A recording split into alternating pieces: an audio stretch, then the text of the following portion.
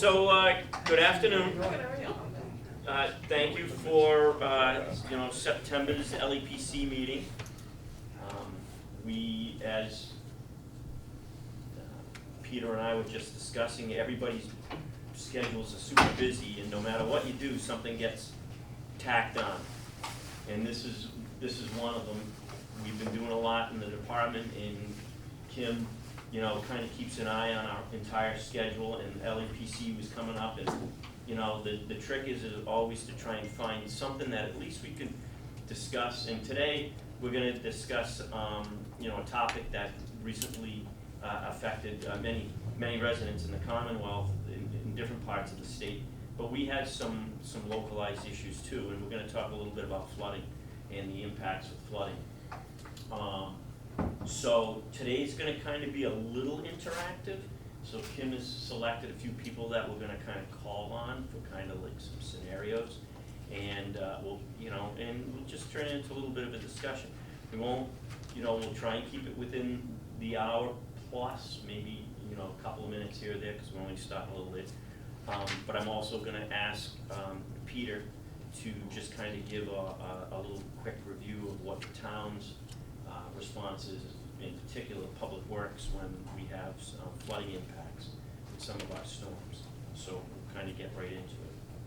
So anyways, even though it's not really a tabletop exercise, you guys are sitting at tables.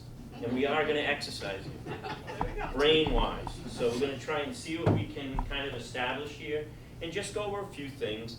And I think it goes without saying that we all know what kind of the definition of flooding is, and nobody likes to have anything happen when it comes to floods, whether you live near, the coast like us, or in particular, very close to the coastal side of town. Ponds, even if a pipe burst in your basement, it's all no good. Nobody wants to have any of those impacts. But for us, flooding is a very major concern for us because of the way that we now all are affected by global warming, climate change, and regardless of whether you're a believer or not, we do see a lot of changes in the last few years with the weather effects. And this summer I think we saw a little bit of that because we had so much rain in the area. So we'll cover a little bit of that, and but we want to talk about what Falmouth in particular could be subjected to if we did have a major storm.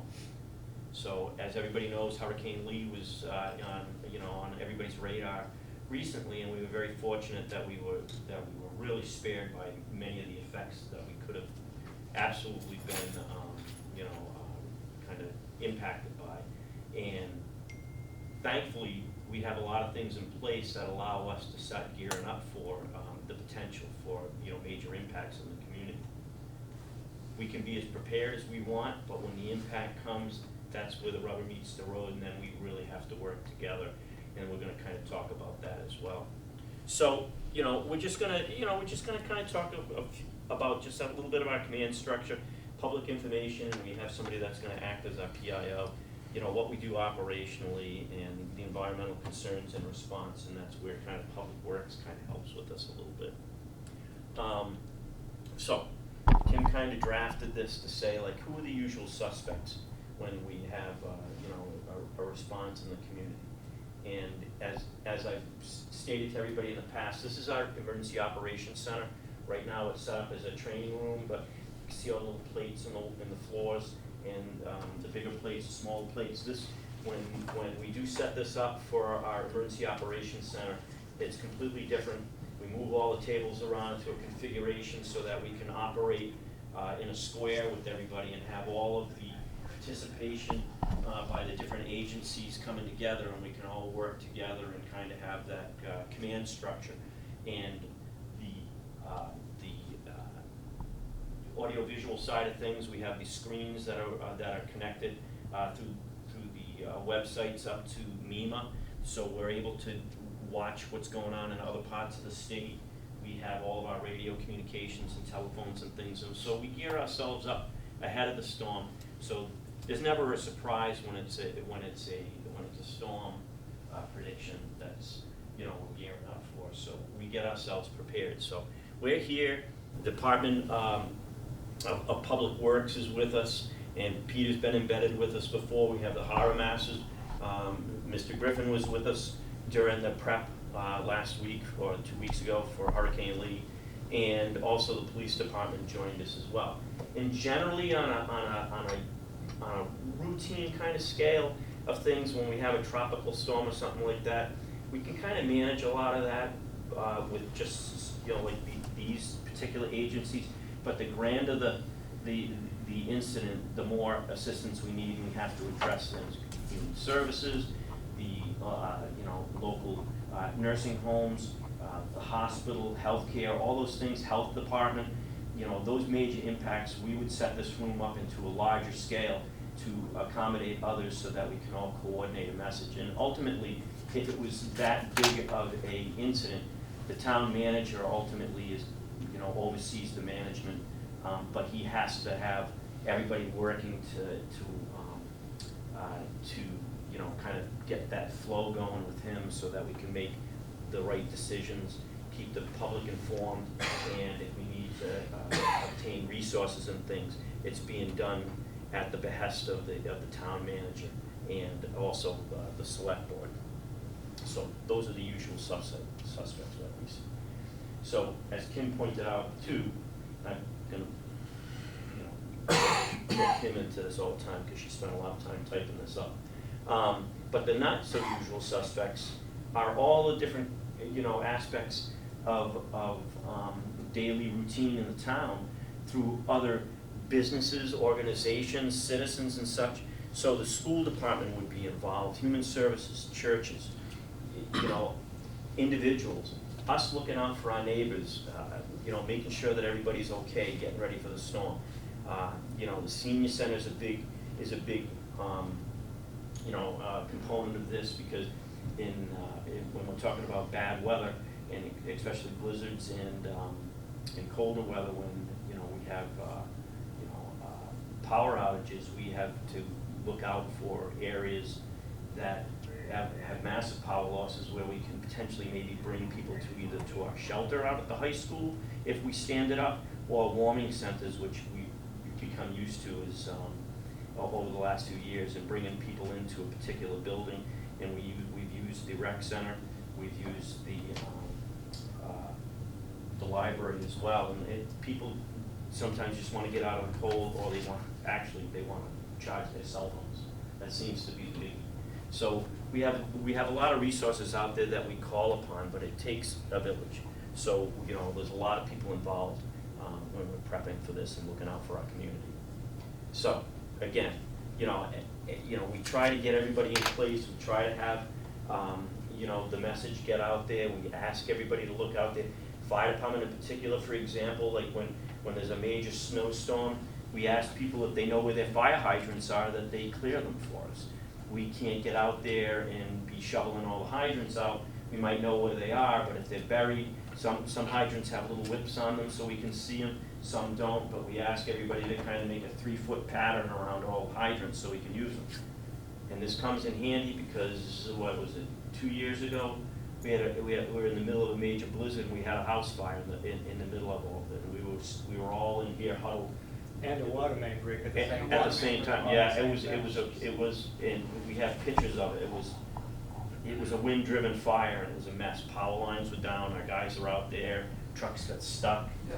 So, you know, it takes a lot to, you know, to overcome a lot of these issues, but we did, and a lot of it has to do with the communications in here.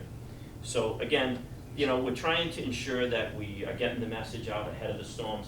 We have all the websites, we have all the information available, and through, again, organizations, help, you know, human services, senior center, they're able to help.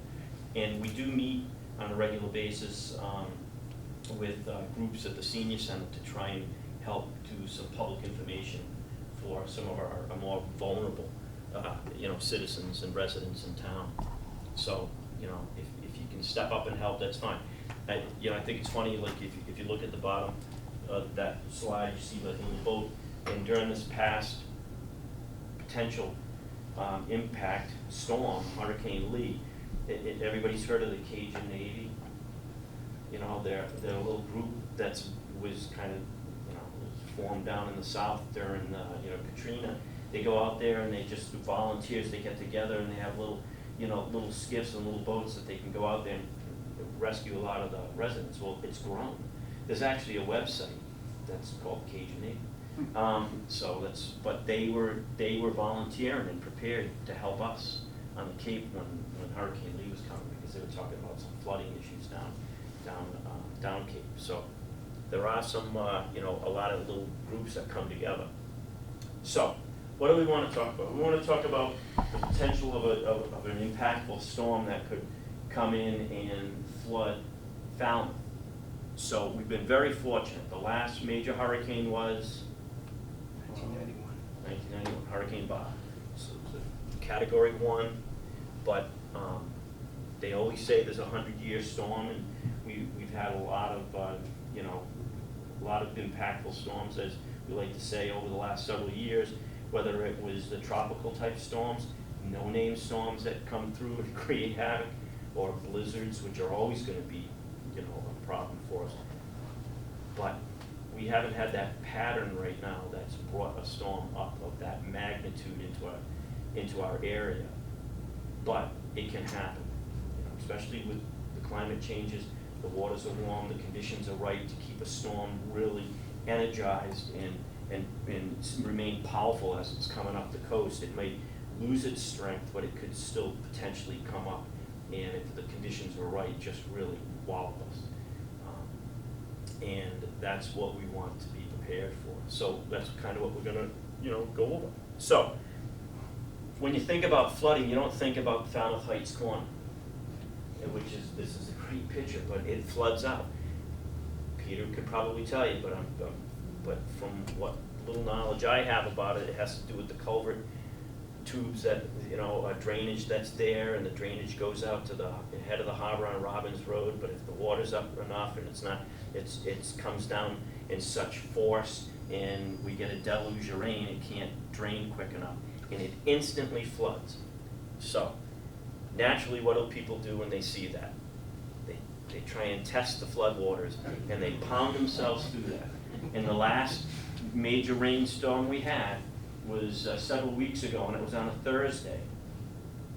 It just rained and rained and rained, and it really taxed our services because everybody started to have flooding in their basements from their area walls next to their houses, along the basement. So we started to get flooding, and we don't normally see that, but it was that much rain coming down. But the heights got flooded out. And this was another day, but I drove by it because I always like to drive by it and see who's, let's face it, foolish enough to drive through that. And somebody did, and then soon after, about 5 minutes later, somebody else, even though the vehicle's in the middle of the road, they tried to do it themselves, and they ended up getting stuck too. So that's just a little part of, you know, the Falmouth area. But this is something that happens. Recently, it happened on one of the bridges, the Sagamore Bridge. They had a rain cell that stuck over like that part of the Cape, and it flooded out either side of the bridge. And it was closed for how long was it, Joe? Oh, it was probably an hour and a half. Yeah, on the side of the bridge. So, you know, again, weather impacts, you know, come out of nowhere, and sometimes people aren't prepared or they're not aware of what they need to do, but they should be. You know, once it happens, you should probably think again, you know, if the same event comes by. So, what we propose here is that Falmouth is going to be impacted by a Category 2 hurricane. And with that type of storm, we haven't seen that impact in this area. Maybe in 38 it might have been close. Bobby probably, it's probably close to a 2. Yeah, that was actually a high. A little higher than that? Yeah. Just because of the path of the storm. And the speed of the storm. And the speed, yeah, so anyway, so it could happen. So we're gonna, for the, program today, we're gonna say that we have a Category 2 storm. So again, it's being tracked And let's face it, everybody has a phone, everybody has, you know, a television, and everybody has the internet availability, and everybody watches the storm. And the trick with the storms that we find out is the spaghetti models. Everybody's looking at these little red and green and orange lines, and everybody's saying it's going this way, some say it's going that way. It all depends on who you're listening to, but eventually the spaghetti, instead of it being all over the place, it actually comes together, and they finally, the computer models start to say, yep, you guys are gonna be hit. So we're fortunate in our area that we have a local meteorologist that helps to give us a clearer picture and, you know, and unspool everything for us, so we have a better idea of what to do. His name's Frank O'Laughlin, and he's a kind of a tropical weather expert. He's a good friend of ours, and he's been in here before, and he was very helpful to tell us it's gonna be a problem, or it's, let's wait and see. And this was a wait and see storm, and Joe can attest because we sat there, and few of us were there, and he was accurate. He was accurate in what was going on. So, again, so as we're watching it, that's when we start to gear up. So we usually about a week out when we start to see things starting to come together. And how many storms right now are down in the lower Atlantic? Two. So there's two, and they're kind of mushing together, but they're kind of curving a little bit. So we shouldn't have any problem with them. One of them was going a little west, but now it's starting to already break northeast, I believe. So hopefully that won't bother us at all.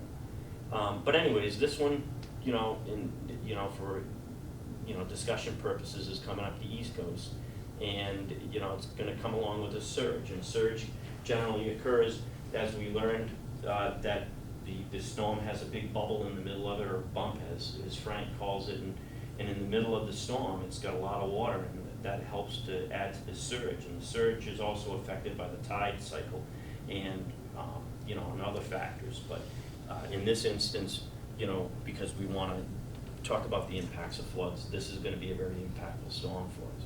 So again, most of the floods issues that we get concerned with are, our Woods Hole has been affected before, Falmouth Marina. So we're going to kind of concentrate on those two areas, because not only because of the impacts from the storm and the damage that it can cause, but the infrastructure around it.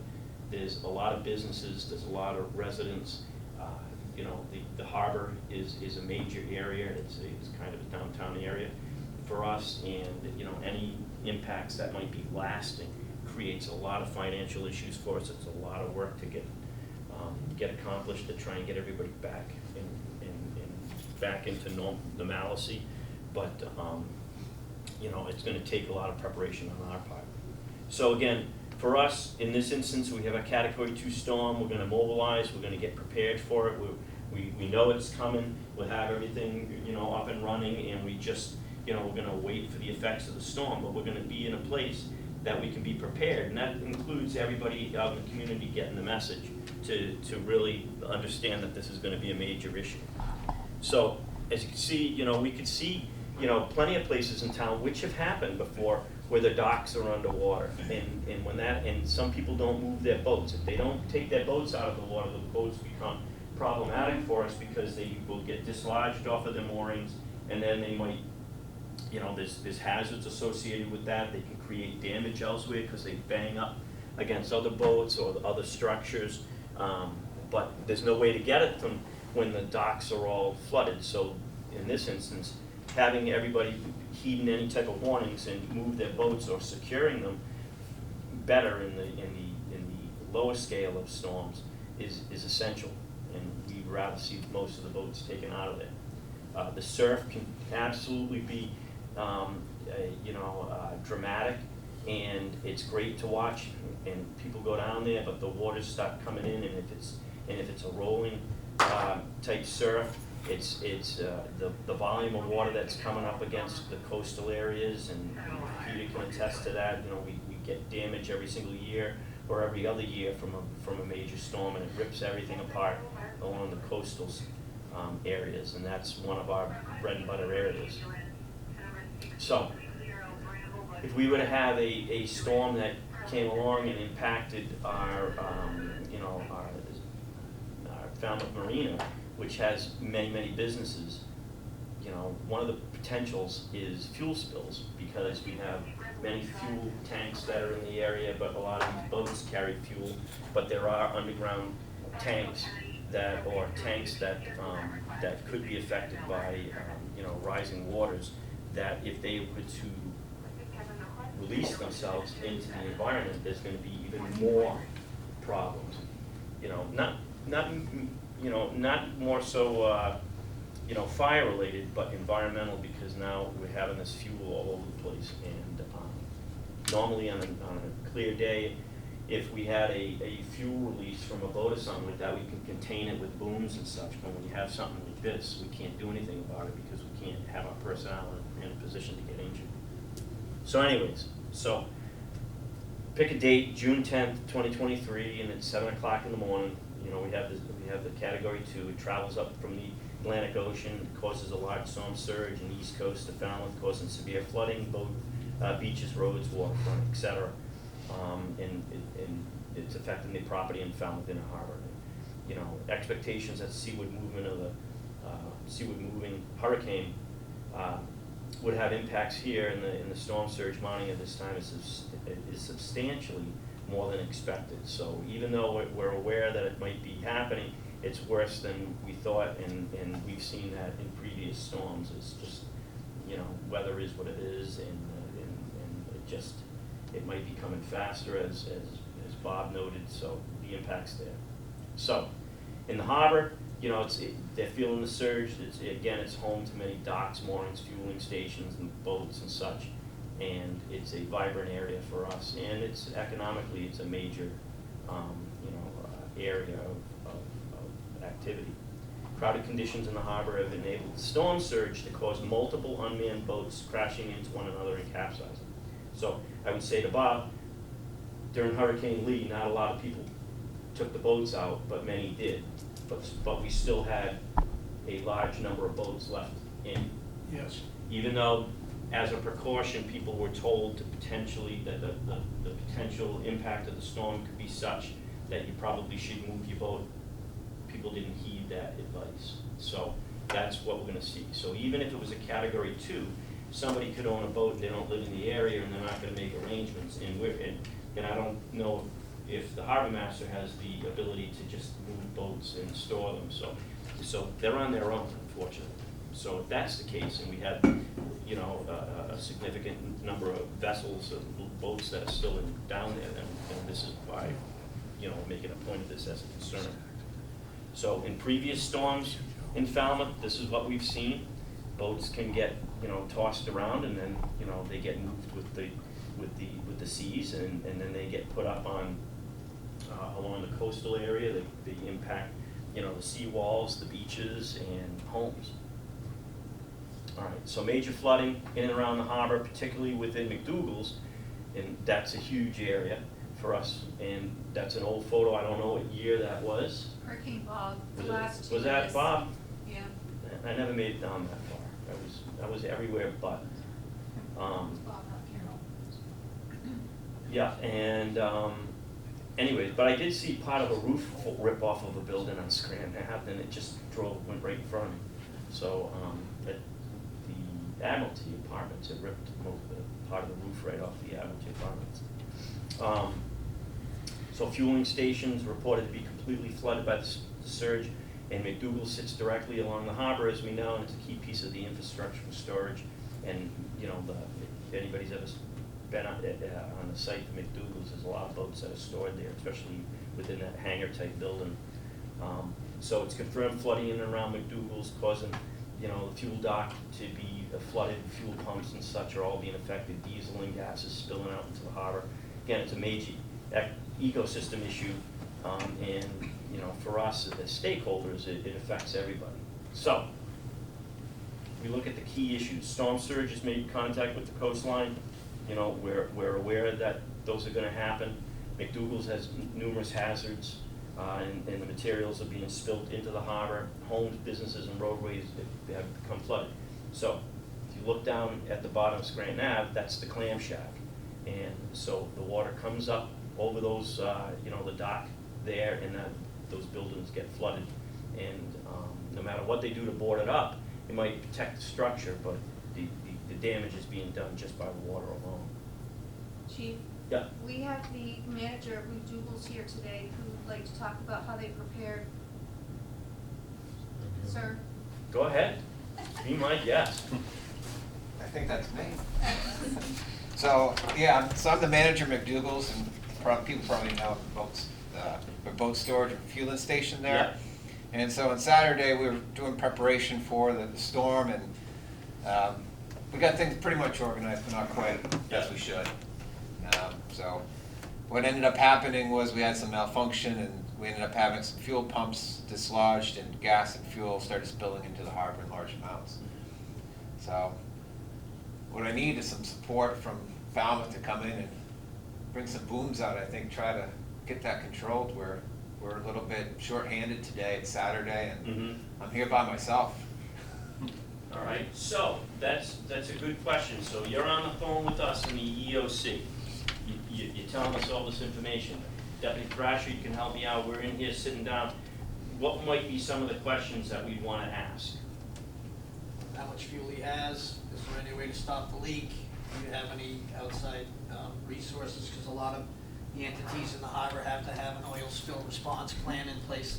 You know, at the Island Queen, we had to have stuff like that. So we're gonna see what you have available on your end, because I don't think at this point, although we have a mass DEP boom trailer at Station 5, we're not gonna be able to contain anything until the sea state drops, would be kind of where we would be at. Booms only work, aren't effective, so our thing would be to contain it. Cleanup is not what we, you know, that'd be more of an outside entity like Clean Harbors. So our main thing is to just kind of stop the leak if we can, stabilize the incident,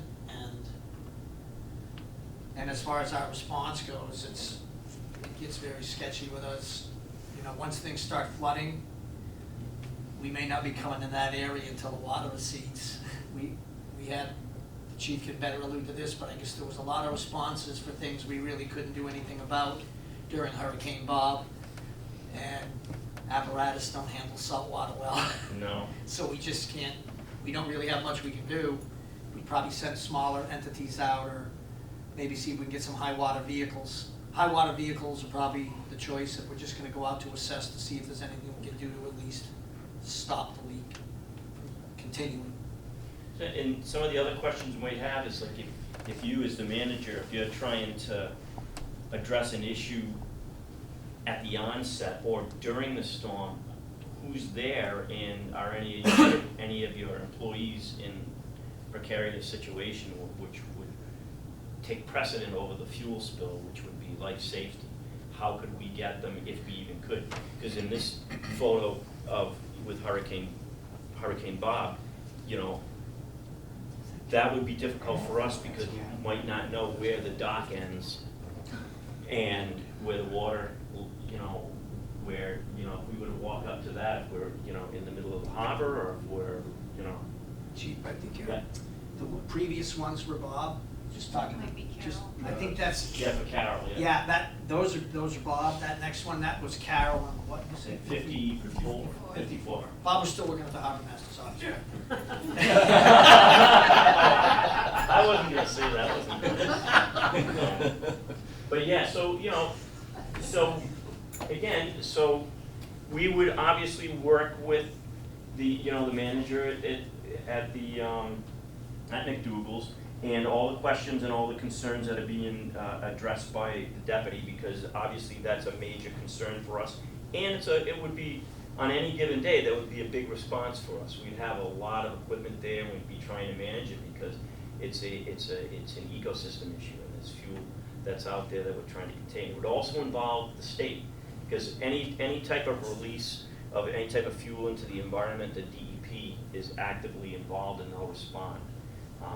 But again, we'll try and address it the best we can, but we would, in any instance, even in your own homes, you know, the people that operate their businesses, operate at their homes and such, have better information than we do. We just kind of walk in and we ask a lot of questions like, where's your circuit breaker panel? Where's your fuel shut off? And in that instance, we might not be you know, we might not know where some of the manual shut-offs are, but we'd ask. And a lot of the manual shut-offs on the docks are on the plates, so we'd have to find the plates, and I guarantee you, if it flooded out, we won't know where the plates are. But if it was happening right now, if the hose broke down at McDougal's, we'd be able to go over and just shut off, manually shut it off. The other problem is that the loss of power is creating another issue too. We can't just immediately shut things off, so. One other thing, Chief, is the movement of the water. Yeah. If the storm has gone to the west of us, it's probably gonna be southeast, Mm-hmm. and then it will come around. But the movement of the water is gonna preclude walking on the dock. Right. You Oh, can't- absolutely. You can't be walking out there and looking for a shut-off Well, with the waves coming in. During the storm and the no-name storm in October, a year or so ago, so we started to mobilize very quickly. The deputy called me up and said, hey, you know, we're getting inundated within a half hour time. So we spooled up our EOC, and I took a ride real quick, but I went down to the dock at the end of Scranton Ave where the clam shack was, right there, and I drove on to the parking lot, and the water was coming right. The boats were all, the boats were even with the parking lot. They were just kind of sitting there, floating, and I was waiting for them to just pop over. But it was getting very nasty out, so I drove to the other side of the harbor, and trees were coming down, and power lines were coming down, and I found a tree on top of a car, and so I was like, well, maybe I should come back here and have coffee, because it was a little dangerous, but it was no, I don't think anybody expected it. We didn't. We just knew we were going to have a storm, but nothing that we haven't dealt with before. But it really came about. So again, life safety is the primary concern for everybody, and then for us, it's the stabilizing the incident, and then we look at property conservation, which means that we're looking at the exposures that are being affected. So we would work with the manager of McDougal's to ensure that whatever the release is that we can, aggressively help out, to the best of our ability based on storm conditions, and we might have to end up waiting until things subsided before we could really address it. Chief, Mm-hmm. right next to the clam shack is an architecture firm or a building firm called Clancy Construction, and I believe the owner of Clancy Construction is with us today as well. So he's being affected as well. Where would he be? Oh, So my scenario is, I'm the business owner of Clancy Construction, call me Greg, located at the mouth of Falmouth Harbor. So I'm new to the area, having moved here from central Indiana just a year ago. I'm unfamiliar with the New England's coastal storms, hurricanes, nor'easters, storm surge. I've seen photos of the storm surge that damaged the buildings at our location during Hurricane Sandy in 2012. So I'm concerned because of the several major projects going on at this time, and our office is filled with thousands of dollars worth of paper building plans, construction samples, and digital files. So the questions are, was I aware of the pending storm? If so, how? And then what steps would I have taken to prepare? So I answer them? I thought you were going to. So, am I aware of the pending storm? Well, yes and no. I mean, coming from Indiana, I don't know what to expect. Falmouth has a great alert system, so you know what's coming. The news, all they talk about for weeks ahead is the storms that aren't gonna hit us for, till next summer. So anybody that says they don't have warning, they're just not paying attention. So to prepare for that, I like to think that would be proactive, and while one store paperwork out of the flood zone, I'd ask around, talk to people that are familiar, that have been here longer than me. Store digital stuff up in the cloud. Make sure equipment and everything is out of the floodplain. Some of the stuff is day to day, that you need. So it has to be on the floor where you're gonna use it. But again, we almost always have a day or two at least. So you can move stuff out of the way. There's some equipment you can't, fixed HVAC or what have you, but hopefully that was installed in the attic, not in the basement.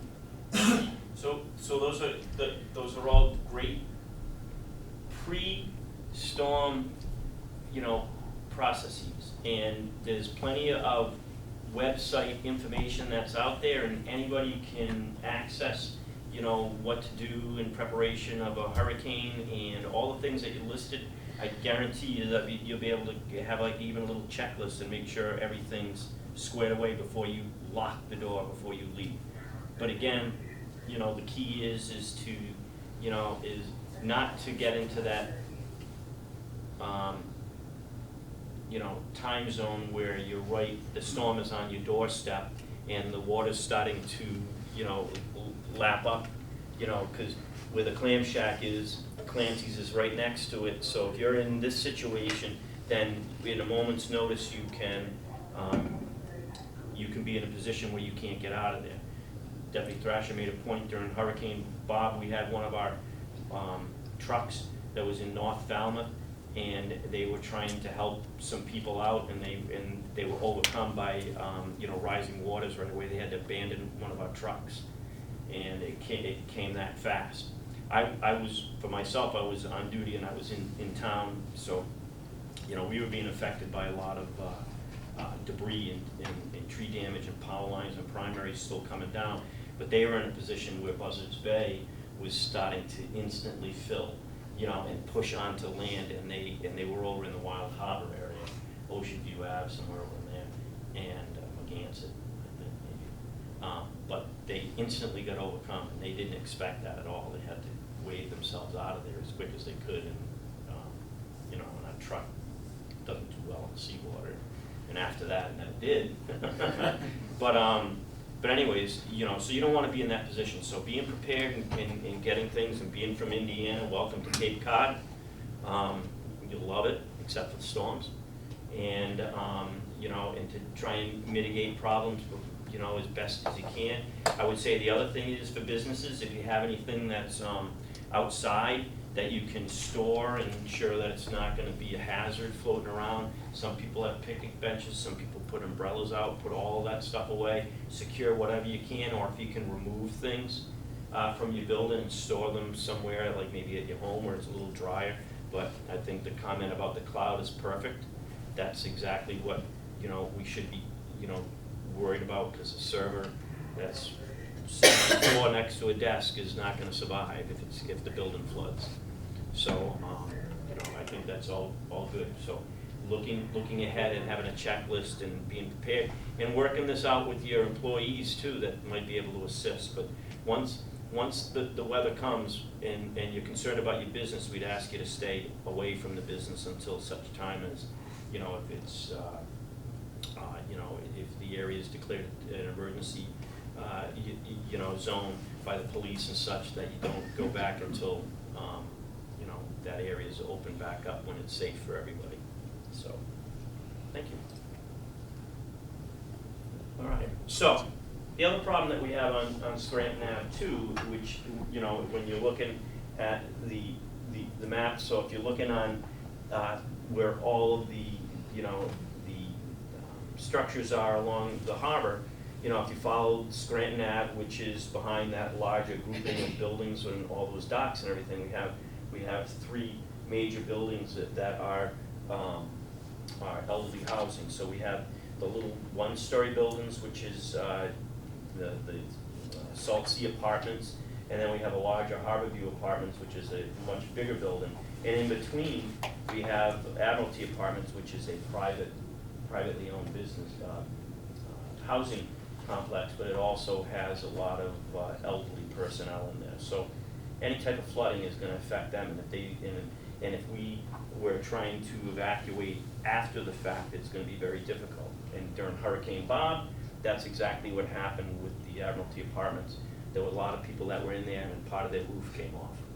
So we had to evacuate everybody out of that building in the middle of the storm, and then find a place for them. We ended up putting them at the JML, if I recall. So we had to move them to a nursing home and get them out of there. So, so sometimes some people try to stay in place, but it happens. So, again, because of the weather prediction and such,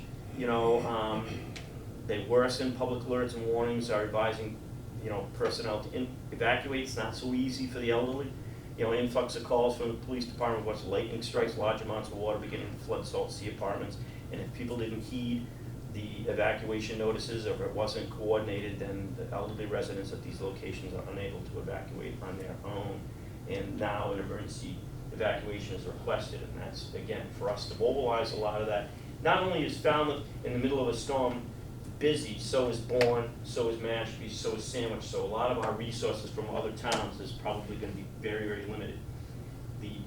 Through the Barnstable County Regional Preparedness Committee, we know where a lot of things are mobilized. They have a group that's hold together, and it's called the MAC. It's a multi-agency coordination center.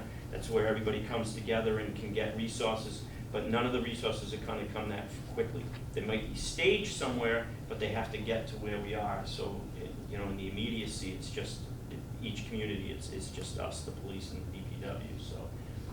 Do we have somebody here, Kim, that could talk on this or We ask a do. question We have a resident who lives at Salt Sea as a Apartments, Chief. request? Who is that resident? Well, that would be me. Oh, so no surprise. Well, You again. I grew up in the area. Okay, you're an elderly resident who lives at Salt Sea Apartments, a 30-unit, single-story facility built in 1961.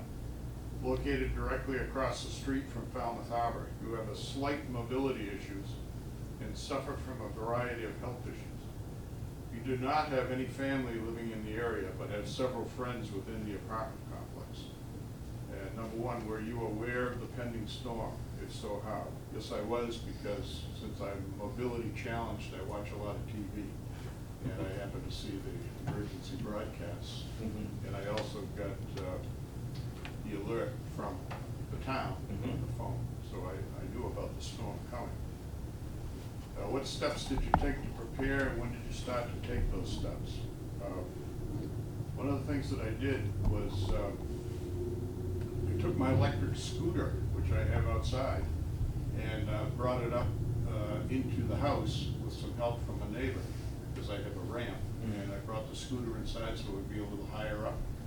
And I started taking the steps as soon as I saw the warning, because I don't like to bring that scooter inside, it's too big.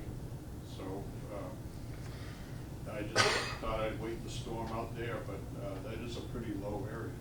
So,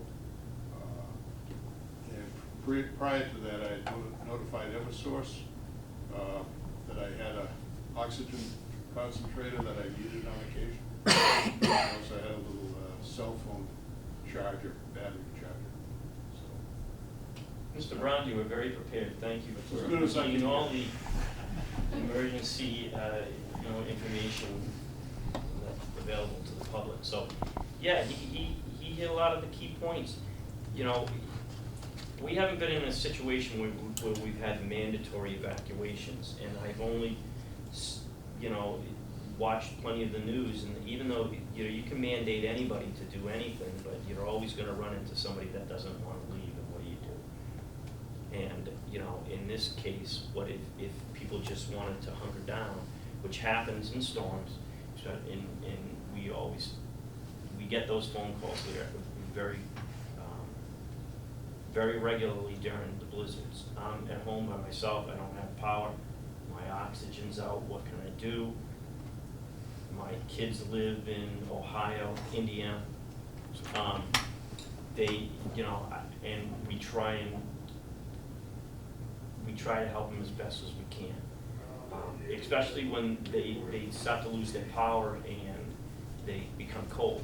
And then, again, we've tried to help people that don't want to leave because they just want to wait. They're hopeful that everything's going to get up and running. So something that the resident from Salt Sea mentioned about Eversource is that we coordinate with Eversource, and we usually have a liaison that's built in during major storms that helps us, and we try to look at critical areas that need to be powered up before everybody else. I know a lot of residents are very concerned, when's my power coming back, when is it coming back on, when am I gonna get power again? Or when are you gonna plow me out? You get these calls, and we have to be systematic on how we affect our operations to get these areas up and running, but the critical infrastructure is what we look at first. So, we have a list that we work out with Eversource, but we also did our 5-year plan with, for emergency preparedness for the town. It's a plan that we worked out with this whole group, and we looked at the vulnerable areas in town, including the coastal areas and such. And this was one of the areas that is of concern. But we addressed where we knew there's critical infrastructure that needs to be looked at, what's gonna be affected, how can we get back, address issues as quick as we can. But residents that don't have power and have oxygen needs and things like that, the senior center does a good job at trying to obtain all that information ahead of time. And there are lists of people. The trick is trying to get to everybody. But if somebody notifies them ahead of time, they at least have that in their database. And when somebody calls up, they know that that area has several individuals that need oxygen, are infirmed, or have some special needs, and there are lists. It's just a matter of what the impact is, the resources that are available from Eversource. And in Hurricane Lee, did anybody go to the mall after that day? Come on, somebody had to go shopping. But there was a lot of Eversource equipment staged at the Falmouth Mall, as well as if you drove down Main Street, there was a lot of trucks that were parked in the rec center. So they had resources from out of the state that were already mobilized to help out, and if it was, bigger than what they thought could have occurred from the storm, it obviously didn't happen, but they were ready for it. And if we had issues in the area, we would have quicker response to help Mr. Brown out. But as far as evacuation, we would do the very best we could. And as Deputy Thrasher said, if we need, if we were starting to have major flooding flooding in our town, we could request these high water vehicles that are built for going into areas more so than our equipment, and could take the challenge of going into, salt waters and things like that. But they're not in our town when there's an incident, so we have to request it. So we would, do our best to try and help out. But again, my advice would be, if the storm was that large in scope and was coming and you're paying attention, it's probably best to not be there in the first place, and find a friend, family member, or if the storm was coming, we would more than likely have our shelter ready to go. Yes, Bob? One of the things the animal control has worked on is the issue of leaving pets, and people won't leave their houses if they're Right. actually there. I remember that during Hurricane Bob. There were people nearby Surf Drive, and with the PA system, we tried to announce you should leave. And one lady came out and said, "No, I'm not leaving without my dog." So Molly Mason has come up with a number of bullet points about having a pet and how we'll try and deal with taking the pet to the shelter. Two quick points, if I may, Chief, with Sure. regard to our Salt Sea Sure. resident. Yeah. So if you have not yet, I would encourage everyone in this room, everyone who will be seeing this meeting on FCTV, to sign up for Falmouth Alerts. If you go to the Falmouth website and under communications, it gives you a description and a link to sign up for that. You can choose what alerts you want, whether it be the beach parking lots are full, or the shelter is open, or garbage pickup is delayed a day. You can choose everything that you want to choose to be notified. The other thing is, I would highly recommend everyone here, as well as everyone in the community, if you are on Facebook, to like our emergency preparedness Facebook page, Falmouth Emergency Preparedness Facebook. The reason why I say that is, it's difficult for us in the throes of getting ready for the storm and all that we're doing in preparation with the EOC to try and go on the town website and post something, and go on Twitter and post something, and Facebook and post something, and send stuff out. So what we do is we post to that Facebook page, Falmouth Emergency Preparedness. It directly drives to Twitter, and we post all of the tips on preparedness and the up-to-date or to-the-hour weather forecast that we get from Frank O'Laughlin, who we consider Nostradamus. He's amazing. So we pump all of that information out on Facebook, because then that pushes it to Twitter as well. So those two entities are where you're going to get your pretty fast and up-to-date information with regard to what's going on with the storm, what the forecast is, and also how you can prepare. And then as far as the shelter goes with pets, Yep. after Hurricane Bob, I can't remember when, but Massachusetts now, under Mass General laws, any community shelter has to be pet-friendly. So if a shelter is open, then it would be a pet-friendly shelter. In the high school where our shelter is, it's one of the regional shelters on the Cape. If it was to be stood up, there is an area that's been designated set up for pet storage, if you want to call it that. But they actually have a group DART that will help you with your pets. We have crates for the pets. They're all ready to go, and they have like I said, they have like one room that's designated to place all the pets. So in that case, we would, and we were now being up and running. Back in '91, it might have been one in the school, and I don't even know how well that was set up. It was a high school, right? It was a high school. Yeah. So right now, we could, I've seen it when it's all set up and it's available, so we can get people there and they'd be able to be with their pets and have some care, available. So it's good. All right. So obviously,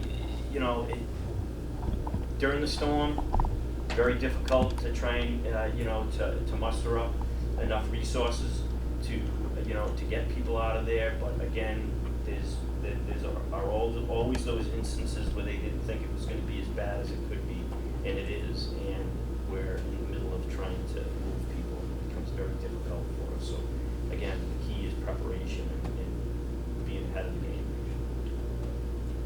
All right. So the other part is the Harbor View, which is a larger facility. On any given day, that's also a place that some of the residents have a little kitchen area that they can sit in. But again, they're in the same vulnerable area, and there's many more residents in one structure. So in this instance, as you can see, there's 30 units over at Salt Sea and over 80, and if there's couples in there, then we double that number. So again, getting people out of there, having power issues, and now then we look at this, we look at elevators as what they would use on a normal basis to bring people up and down. Now we're talking bringing people up and down stairs, and that's very, very labor intensive on our part to try and help people out. So again, we'd rather try and do that ahead of the time when the power is on. Yes? I have a question. So a lot of those seniors there have transportation issues. Does the town, if there was a move to the shelter, does the town move them out if they don't have cars? So ahead of any storm, what we try and do is we try and work with the Cape Cod Regional Transit Authority and to try and have buses that are available, in the different portions of the Cape, the Upper Cape, the Mid Cape, and the Lower Cape. Again, their resources are finite and to the point where they can have X number up in the Upper Cape because they know it might be, have a larger population, as well as the Mid Cape and the Lower Cape. They might not be as many. But the town doesn't have anything necessarily, except for maybe the senior center has the bus that could be utilized. If it worst came to worst, we could contact the Steamship Authority, but they would, in the past, they've been very open to getting us, to assisting us.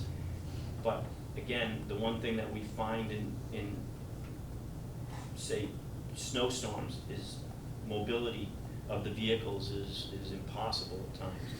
In a storm like this, as long as they can, drive on roadways that are passable, that's fine. But if you are running into, debris-laden areas, then trying to get people close to these, you know, these buildings is gonna be something that we'd have to work out. Like, we might have to park over here and then move people, so we do the best we can, but it's not like you can pick up the phone and say, could somebody come and get me? We've tried to establish that. It's a very difficult process.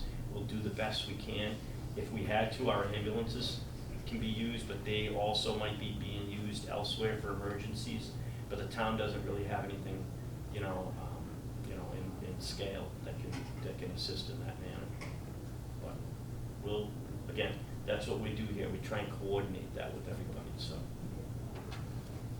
It's best, evacuation is the best policy if it's being called. Yeah. I mean, it's not, because there's gonna come a point where we're not gonna be able to get to you, and we're not gonna be, and our assets, the ambulances we're busy with storm-related injuries and trees falling in roads and arcing wires and flooded basements and securing power to affected areas, and it ramps up here. We kind of know about it as it's happening, while everybody's in bed, and then they wake up, and all of a sudden, you know, we're doing 90 calls in a day, and so the information will definitely be going out, like Kim said, on social media, for everyone to be preparing. Part of that preparing is that you're in an affected area, or you think you're going to be, you know, flooded out, or have issues with staying warm or oxygen, and shelters are open, and you need to kind of start preparing ahead of time. We'll typically, in the messaging for sheltering, and we did this the last winter storm where Henry and I were down at the shelter, is the message goes out that if you need transportation to the shelter, the last call for transportation will be at, say, 6 a.m., right? If we know that the storm is gonna start at 8 or be in its height at 8 a.m. And then bring everyone back, and we typically will have Eversource, we work with Eversource and the police to ensure that their electricity is back on, primarily for a winter storm. If it's the June storm like this, electricity isn't as much of a concern for us because at least their home is warm. But we do get the messaging out to let them know that there's a deadline for transportation for them, because then it becomes a safety issue, not just for them, but for the first responders. Yeah. During the storm, it can almost be impossible for us to mobilize what we need to, which is, you know, we're addressing, you know, key issues and questions. Some of this has already been discussed. Who's coordinating the mass movement of these individuals? What agency focuses on it? Is there sufficient resources? You know, where can we get more resources? How do we deal with the numbers of injuries occurring and such? How do we evacuate the elderly residents from the locations? Great question. And where will they go? So again, that's what this group is all about, because we have a lot of organizations and agencies that come together, and we like to just, talking about it helps to keep everybody, you know, fresh, you know, in the thought process of what would we do. So we have nursing homes that we can partner up with, where we could bring somebody, like similar to like a, elderly daycare, just to bring somebody somewhere so that they're out of the cold, they're out of the, you know, in this instance, they might be out of the wet area, they're able to get maybe something to eat, and they're with others, and they're together, and we know where they are, and that's important. So like I stated in the past, we had taken people to the JML, but we have other groups that have opened up their facilities for us. Rural nursing, 359 Jones Road, up at the hospital, you know, having the JML available. But the other thing is a lot of people think you can go up to the hospital. Hospital doesn't encourage that one bit, because they actually do the opposite. If somebody's ready to get discharged from the hospital during these storms, they want to move them out, because they can't, their personnel can't, they can't care for them. They can try and do the best they can and keep it in an area, but they'd like to move them somewhere because they're getting an influx of individuals needing care and treatment for other illnesses or injuries. And in the middle of a major storm like that, they could be inundated with just that. After Hurricane Bob, the next day, the hospital, we started to run into a lot of problems with bees. You know, all the trees were being disrupted and all the nests were being disrupted and people were getting stung by bees and we were getting called all over the place and people were that are allergic to bee stings were being, you know, going into anaphylactic shock and, you know, and it really did come in droves soon after, and who knew, you know, bees would be the flavor of the day for us, but they were. So anything else that could come about, we have to respond. So, you know, we try to do what, you know, the best we can and think about it ahead of time, and we coordinate with everybody to try and address any of these issues. But we do talk about it in our county regional, you know, discussions during these storms. We try and get prepared. We do a very good job at discussing all these things, but then it's a matter of waiting for the storm to happen. And then when the storm happens, at least we know who to call. Might not be quick in some instances, but we know how to coordinate getting help here and to do what we gotta do. But again, you know, that's why we're here talking today. The trick is not to get ourselves in that position in the first place. So, anyways, so everybody, and let's face it, in a Category 2 storm with sustained winds, which are gonna be well over 70 miles an hour, what happens to the two bridges? They close. You know, that's the traffic that, there's a hurricane evacuation plan, that is in place for the Cape, and the state police, you know, they coordinate the traffic plan for a major evacuation, but you can't have a major evacuation in the middle of the storm, because if the bridges are shut down, where are they going? So, again, that was something that was just, we actually had somebody call us on Hurricane Lee, like, you know, when are you guys closing the bridges? I said, we hope we're not gonna close the bridges, because, you know, they have to be 70-mile-an-hour greater winds before they do that. So we knew that wasn't gonna happen, but, you know, I was surprised, but somebody asked that question. Once again, you can look it up online, because that's what I was looking at. I was looking at the traffic plan, just because I hadn't seen it in a while, and, you know, that's what you run into. So, you know, you gotta be prepared for that. So if you think in the middle of the storm you're gonna go up to your daughter's house in Boston, and it's that bad, you're not going anywhere. Just stay put. All right. So cleanup and restoration. So we wanted to, you know, to have Peter kind of just give us a little bit of a, you know, a quick synopsis of what the Public Works Department would do to kind of help with the cleanup side of it, because he works with us in here. So we figured it would be a good idea to let the folks know what the DPW is tasked with during a major storm like this. So, Peter. Yeah, so it would be easier for me to stand up so everyone can see. So I'm Peter McConaughey, I'm Director of Public Works. So just to recap a little bit with what you were saying there, Chief. So we have two scenarios. So one scenario would be a scenario like this. You'd see a storm coming in. We would a week before, we would be looking at the storm, we'd be checking the storm, preparing for it. So some of the things that Public Works do is we fuel, our fueling station fuels fire, police, Public Works, town hall, emergency vehicles. So we go through the week, we make sure we have enough fuel that we're gonna be able to get the fuel, and we try to do it, judge it as close as we can to the storm, but enough time, because everybody on the Cape is looking for fuel. So that's one of our major areas. Another major area is we're going through checking all our generators. Generator at Public Works, fuel's not gonna work if our generator's not working, so town hall, and those types of things. If we know that a storm is coming, we know the areas that are gonna get flooded. It's down by Dairy Queen, Scranton Ave. It's up here on Queens Byway, just coming off the highway. It's Surf Drive. It's all the frequent flyers. So if we knew there was gonna be a major storm, we'd be setting up for it. We'd be bringing sandbags down there, we'd be bringing barriers down there. During the week, actually during the week of this past storm, we didn't know obviously we didn't know what was gonna happen with it, so we had meetings in Public Works. And I had all the division heads in my office. What's going on, what are you gonna do? What is critical for Public Works is, with these types of storms, is water, right? You gotta have potable water. If the water shuts down, that just exacerbates the problem.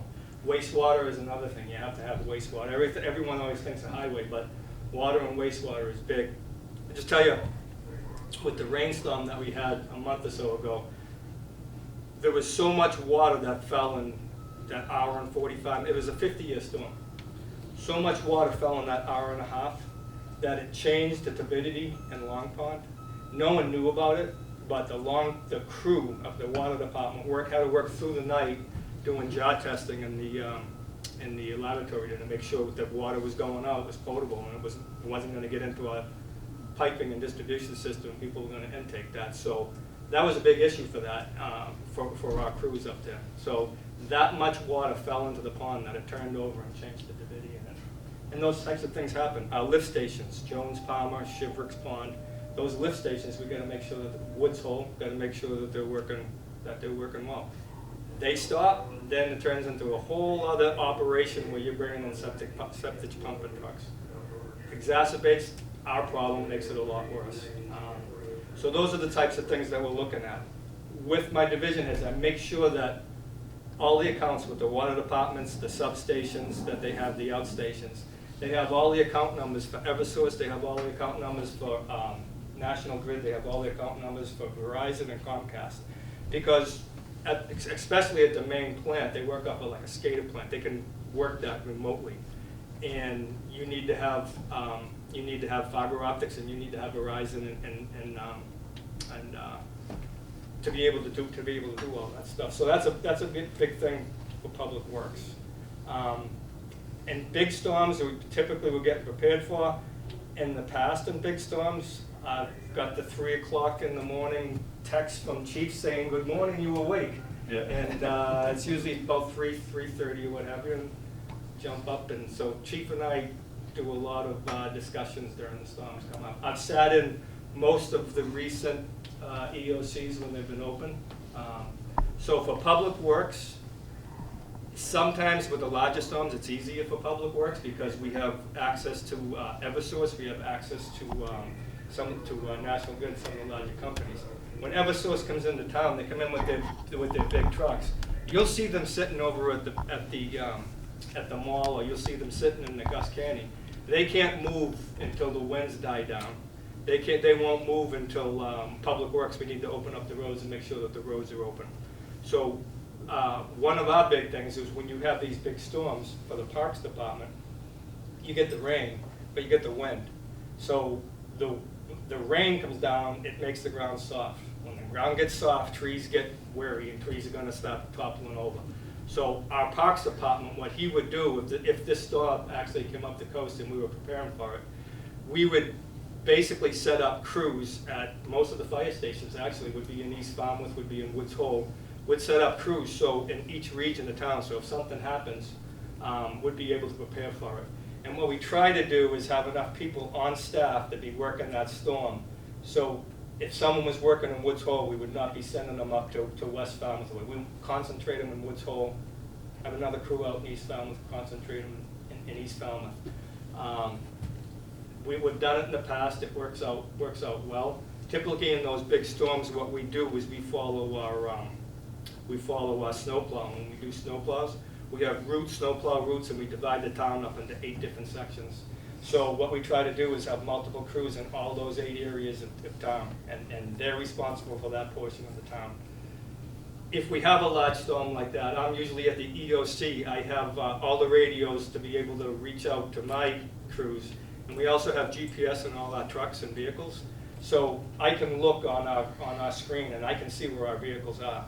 So I'm not calling the highway superintendent and saying, get someone up to North Falmouth and his closest, get H1 up to North Falmouth and he's down at Woods Hole. I'll be able to look on our screen and see the closest truck that's in that area, and we'll be able to push them up to that area. So that works out well for us, but it only comes with experience of doing it. Working with the chief, working with Bob, with Harbors, comes with experience. You do it so many times. And I said this at the last meeting over in East Falmouth.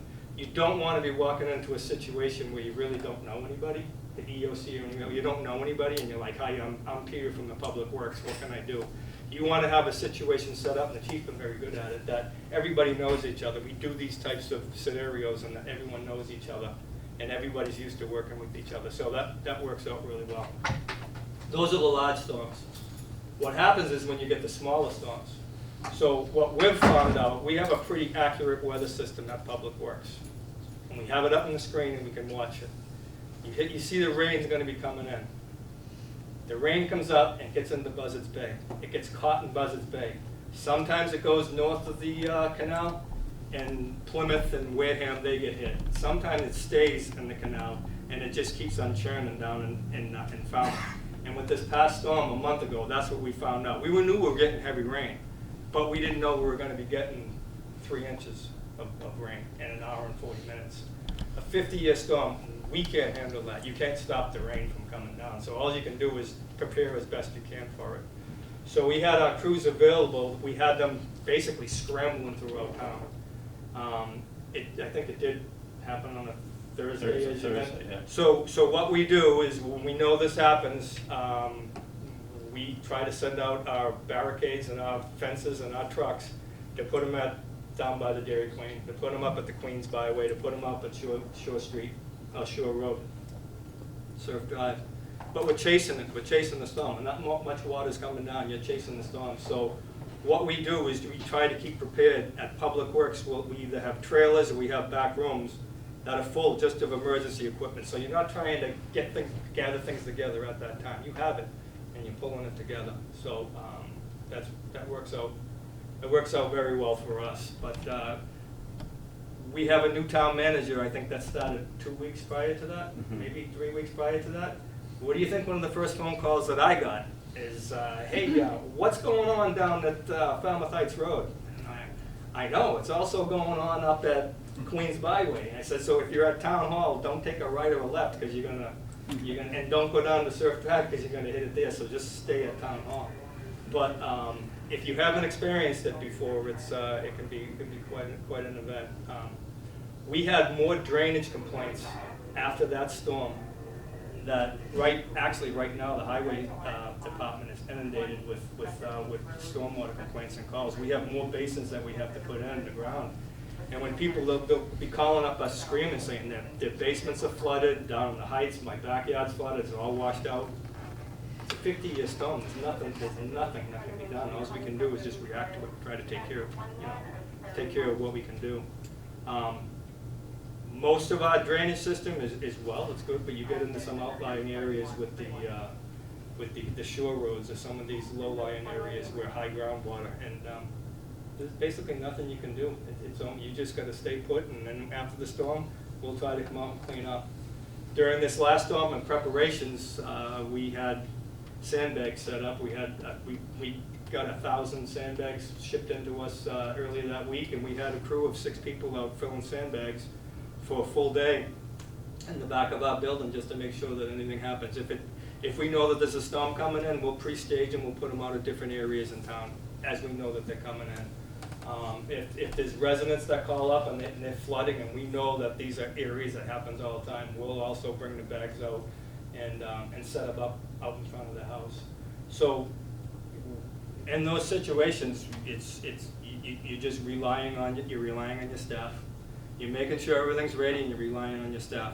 Public work, fire department has emergency base. You're doing emergency all the time. You got it down. You're doing it all the time. And Public Works, we're doing highways. We're doing parks. We're doing fleet. We're doing facilities.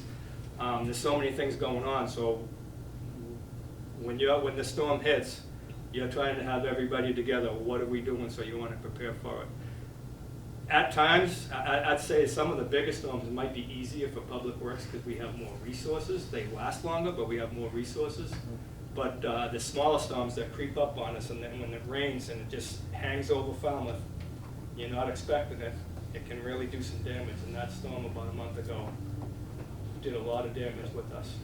So the biggest thing that we find out, and it's for the residents too, is make sure you have all your account numbers of all your utilities, because it's going to become important if something happens. Absolutely. So I hope that helps, and obviously if anything does happen with Public Works, give a phone call over 457-2543. We're always there. And with this storm, if it went overnight, if it went on to a weekend, we have overnight staff that would be in the front office working, pushing the calls out. So we work, if we have the EOC set up, we'd have the EOC set up for the town, and through Public Works, we'd have our own little mini EOC pushing it out to all the crews and workers. So I think altogether as a town, we work pretty well together as health departments. So did that cover what you wanted to say? Yes, Was there that's anything else? perfect. Chief? No, and Pete brought up, great points, like, we too, will try and get additional staff based on the size of the storm.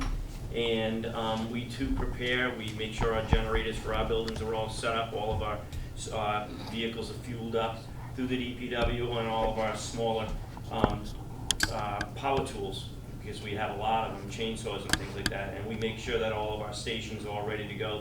They get themselves ready. I'm a checklist guy, so we have a lot of checklists and storm prep, so we work together, and what we do is coordinate things. But again, it's necessary to reach out to everybody here, whether it's a business like Kui's got a major infrastructure that they have to maintain, and they're in very, very vulnerable areas that they have to worry about. And Ron's got to worry about if he loses power and all his vents go out, and and all the buildings and all the employees and everything like that. Human Services got to worry about everybody that's out there, that is impacted, that's on the streets, and try and get them in.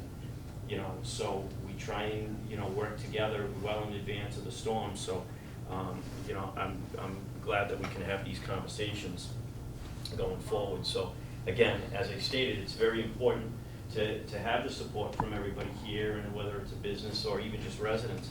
But as Peter pointed out, if the potable water became contaminated, and there's a boil water order out there, or if we needed, well, now we can't even do bottled water anymore. So I don't know what we're gonna do.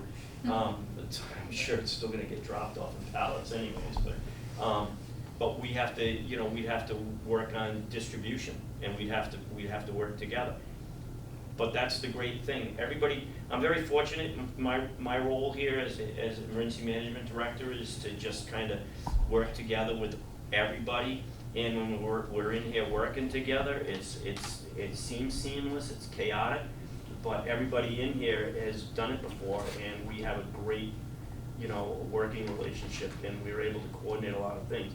The public might not think so because they're, unfortunately, some people want things taken care of as quick as they can. But as Peter pointed out,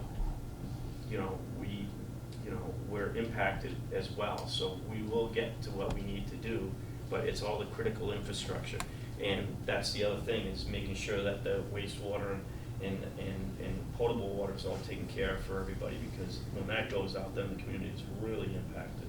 So again, so the medical assistance, the hospital will bring people up there. We can only do so much. I only have so many ambulances available, and we'll move people. We can help people at home. We'll do what we can.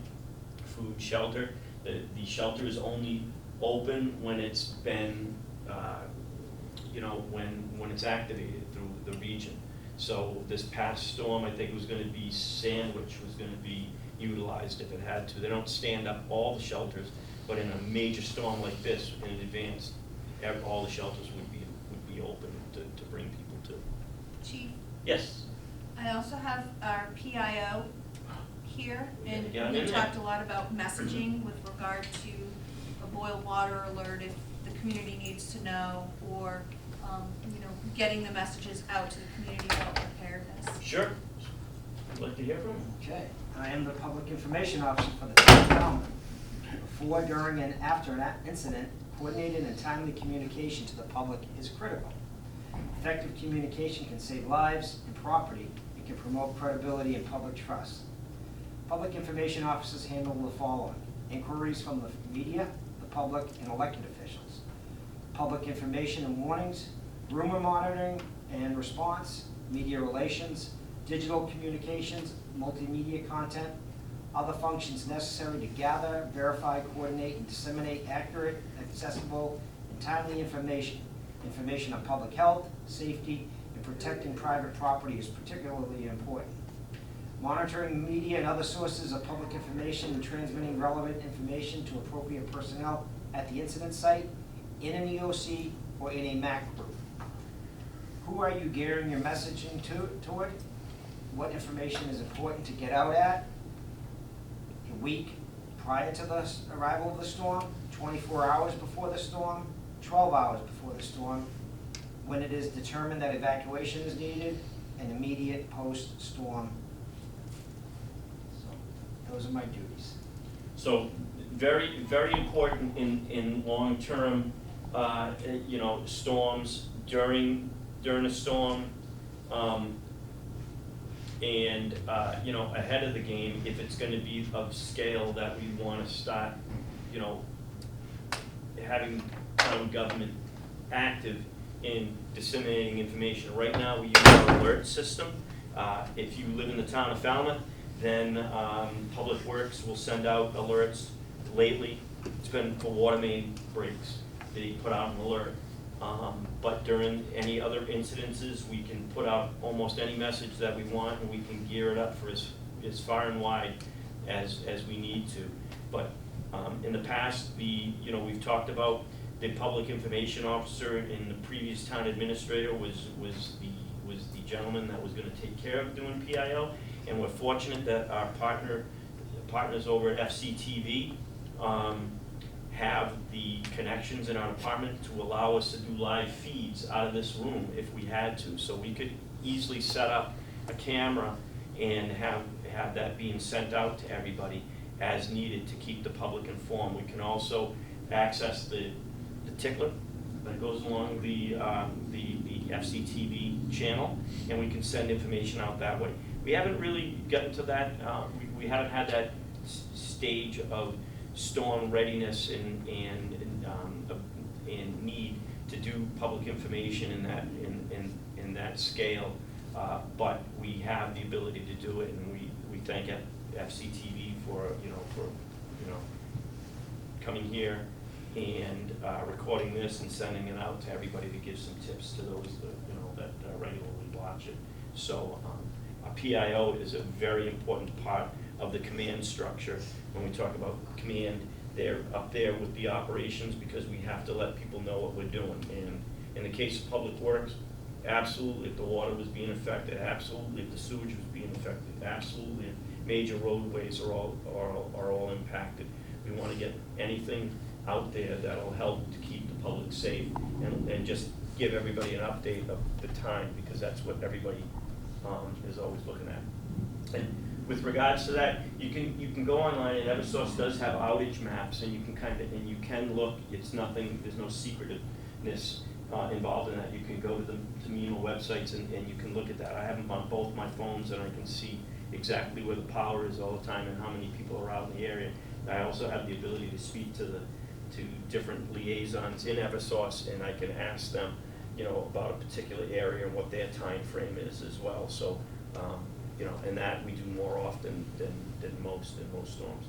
So, when we're looking at some of these long-term planning and lessons learned, and recently, obviously, in Leominster was a big example of impacts, because they had one of their 50-year storms, and they had major flooding, and it impacted, many of the residents in that area. Homes that were, had, water washing under their foundations and creating problems, cars getting stuck, trees coming down. A police officer in one community got out of his car to go look at wires, and as he walked away from his vehicle, a tree came down and crushed his car. And 2 minutes before that, he might have been in the car. So, and that all has to do with, as Peter stated, was, because of the saturation of a lot of our vegetation, and the ground is awful wet, and the root structures don't hold.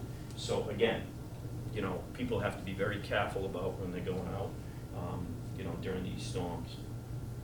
So again, we talked about community engagement. Here we are trying to talk about it. We're trying to involve everybody. We ask that everybody take the advantage of looking at our Falmouth Emergency Preparedness website, the town's website, any website that has to do from the National Weather Service or other, typical sites that you would normally look at for information, and find out what you need to do.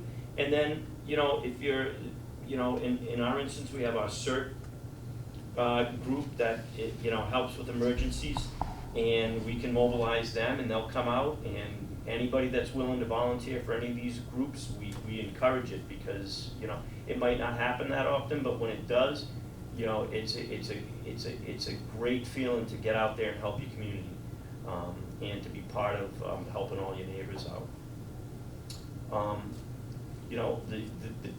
The debris removal and such, we're gonna work on that. We have areas in town, specifically up at, off of Blacksmith Shop Road, and Hurricane Bob, I can't remember how much was up there, but it was there, it's still there.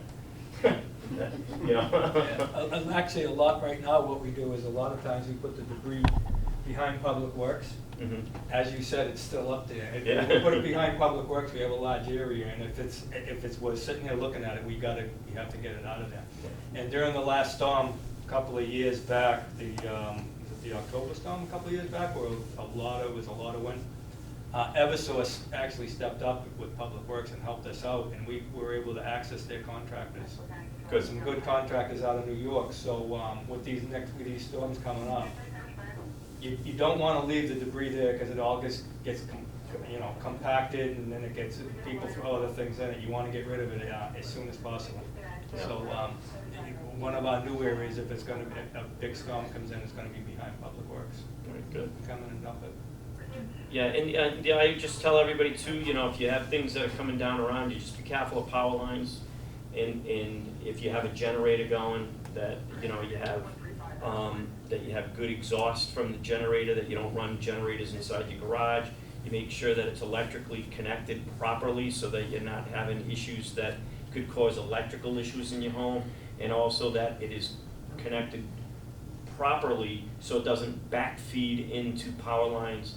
During Hurricane Bob, we ran into that where people were just taking a generator and they plug it into their 110 outlet, and they can get around the system, but it backfeeds into the Eversource's power lines. And we think that the power's off because Eversource told us that everything's de-energized, and we find something that's de-energized by somebody, that's illegally or set up a generator improperly. So please, if you have generators, have professionals install them and make sure that they're done correctly. Anyways, so, questions, answers, comments, concerns from anybody? I greatly appreciate all of our concerned business owners, the assistance from the PIO, the actual DPW director, our resident over at Salt Sea business. So it's all important to have these, even though this went a little longer than normal, and I apologize for that, but at the same time, I'm glad that we could get through this. I think it's important to have these conversations and to just get your mind thinking about what we, have to prepare for, and what we deal with on a different scale when everybody's at home. We're generally here. Anybody that has to do with ensuring, that critical things are taken care of in the town, there's different agencies, larger businesses that could be impacted by storms, but everybody's working together, but we're trying to do it on a regular basis so that we're just continually, being proactive versus being reactive. And if you ever could sit here with us during a major storm or a major event, and listen to some of the phone calls that we get, it's amazing that, that some people, want, things taken care of for them right away when we have a major impact townwide. So we will help everybody, but we have to prioritize all of our activity, and we have to, like I stated, life safety, taking care of the problem and looking out for all the properties, that are nearby, and making sure that we can get ourselves back running again, looking out for our neighbors, but please, you know, if anything, you know, just be, you know, looking out ahead of any of these incidences. And if you need any information, Kim can get contacted here at the fire department, 495-2500. Call here and we'll get to one of us and we can steer you in the right direction on what you need, similar to what, you know, to call the DPW if you have any questions. And we'll work together because it's gonna be us. If those bridges come down, or no, I won't say come down, someday, new bridges. But if they're shut down, then it's just us. And hopefully we're gonna be resilient and we're gonna be to rise above it and take care of ourselves. And that's gonna be an all-out community effort by everybody in this room, everybody in the community, everybody in different parts of the Cape. And, I can see us rising, up, and coming to a very safe conclusion when it's all said and done. And hopefully, there'll be few and far between. But here it is, almost October, and last year was good. So we'll see what is in store for us this year, but hopefully this will help us, segue into the next discussions that we may have in October, which is gonna be October 26th. October 26th. So if you please, if you put on your calendars and bring others and come together and we'll have a topic. And if you have any ideas, please let us know and we'll do what we can to kind of bring a topic together for everybody. And if anybody in this room wishes to participate and come up here and present something that may be of interest for local emergency planning, we would welcome you to come up here and speak to us, because it's every day we're learning something new. So with that being said, if nobody has anything else to share, I greatly appreciate you coming here today and our audience as well, and thank you, and I hope that we can continue to look out for ourselves through meetings like this. So thank you very much. Thanks. Have a nice day. Till next time.